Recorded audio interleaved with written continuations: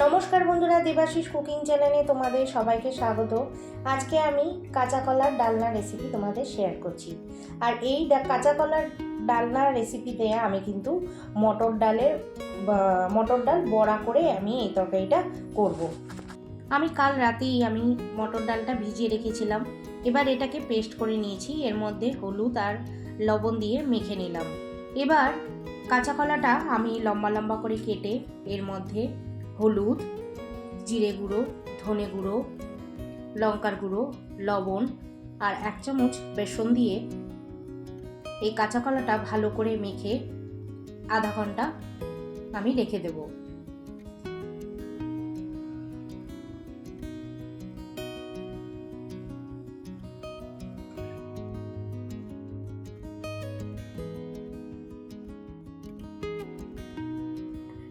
এবার প্যানে বেশি করে একটুখানি তেল দিয়ে মটর ডালটা বড়া করে নেব।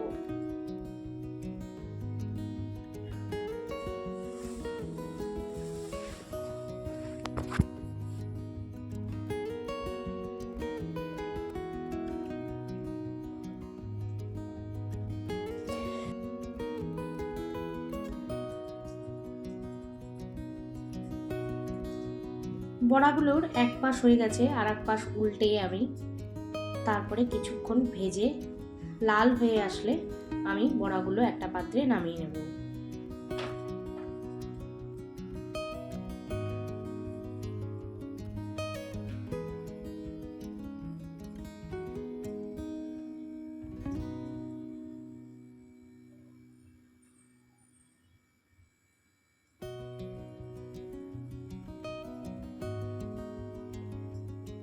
এবার এই তেলের মধ্যে আমি যে কলাগুলো ম্যারিনেট করে রেখেছিলাম সেগুলো এইটার মধ্যে একটা একটা করে দিয়ে আমি ভেজে নেব।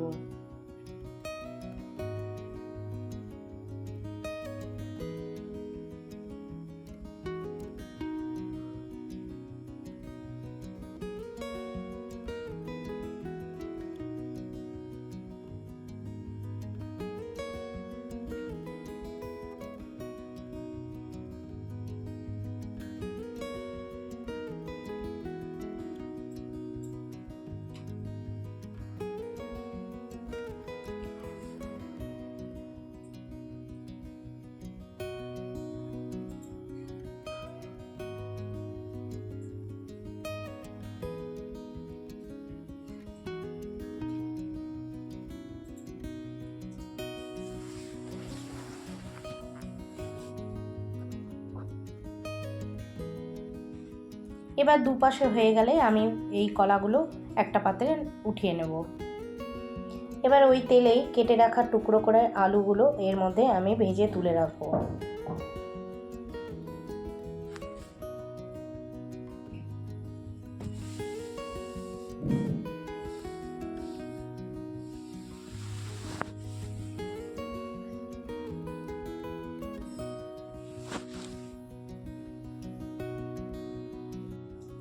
এখন প্যানের মধ্যে একটুখানি সর্ষের তেল দিয়ে এর মধ্যে জিরা দিয়ে টমেটো পেস্টটা আমি দিয়ে একটুখানি কিছুক্ষণ নেড়ে নেব।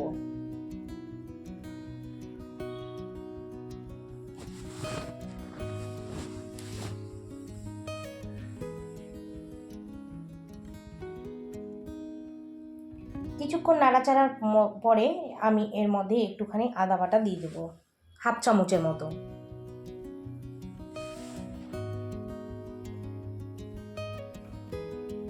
এবার এখানে হলুদ গুঁড়ো, জিরে গুঁড়ো, লঙ্কার গুঁড়ো দিয়ে একটুখানি লবণ দিয়ে ভালো করে আবার কষিয়ে নেব।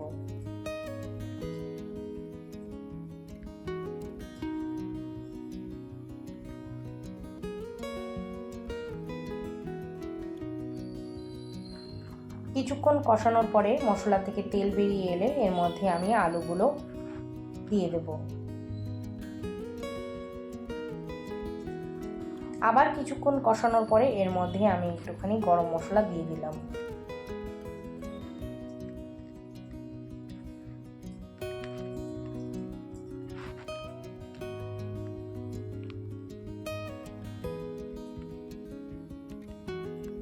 পাঁচ মিনিট এটাকে হতে দিয়েছিলাম। এবার আবার আমি এটা নাড়িয়ে নিচ্ছি। এবার ভেজে রাখা কলাগুলো এর মধ্যে দিয়ে আমি একটুখানি আবার কষাতে থাকবো।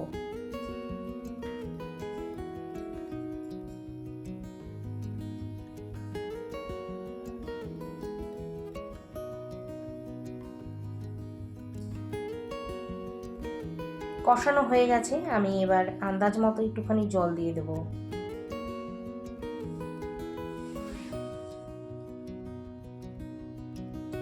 ঝোলটা একটু ফুটে আসলে আমি এর মধ্যে মটর ডালের যে বড়া করে রেখেছিলাম সেগুলোও এর মধ্যে আমি দিয়ে দেব।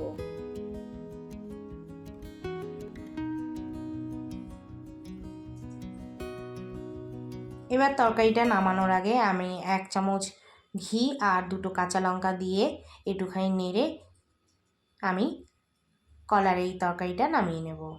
কাঁচা কলার ডালনা রেসিপিটা কিন্তু কমপ্লিট। আশা করি রেসিপিটা তোমাদের ভালো লেগেছে। যদি ভালো লেগে থাকে রোজকারের মতো কমেন্ট করতে ভুলো না, পাশে একটা লাইক করে দিও আর সাবস্ক্রাইব করার অনুরোধ রইল। বাই।